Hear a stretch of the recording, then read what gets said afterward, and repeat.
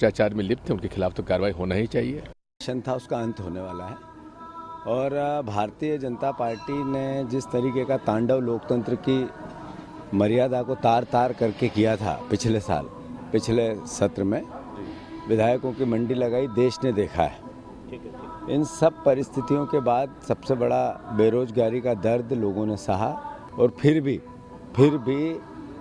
हर तरीके के हथकंडे के साथ इन्होंने जिस तरीके का प्रदेश में तांडव मचाया उसका अंत होने वाला है। कांग्रेस आने वाली है, बीजेपी जाने वाली है।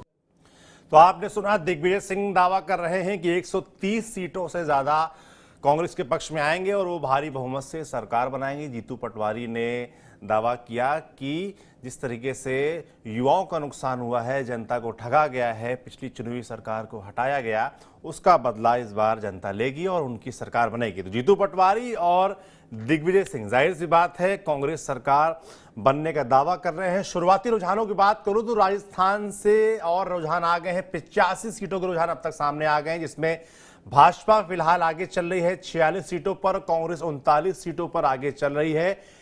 और मध्य प्रदेश की बात करूं तो भाजपा यहां भी आगे चल रही है 51 सीटों पर, कांग्रेस 43 सीटों पर, अन्य के खाता खुल गया है 2 सीटें।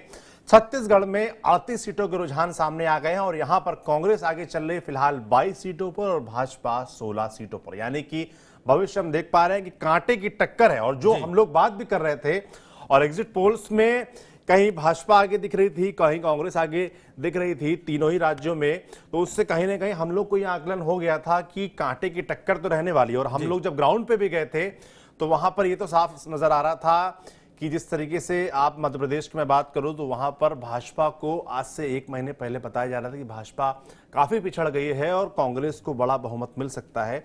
मगर फिर हमने जिस तरीके से वहां पर हम घूमे और बात की और जिस तरीके से केंद्रीय नेतृत्व की तरफ से मध्य प्रदेश में फैसले लिए गए, सांसदों को उतारना हो, चाहे जल्दी प्रत्याशियों को घोषित करना हो, तो इससे समझ में आया और लोगों ने कहा कि भाजपा ने फाइट बैक किया है, चाहे वो मध्य प्रदेश हो, चाहे वो छत्तीसगढ़ हो। इसी तरीके अगर राजस्थान की बात करें तो राजस्थान में बताया जा रहा था कि कांग्रेस गेम से बाहर हो गई है और जो कि वहां का ट्रेंड भी रहा है कि एक बार भाजपा एक बार कांग्रेस जी।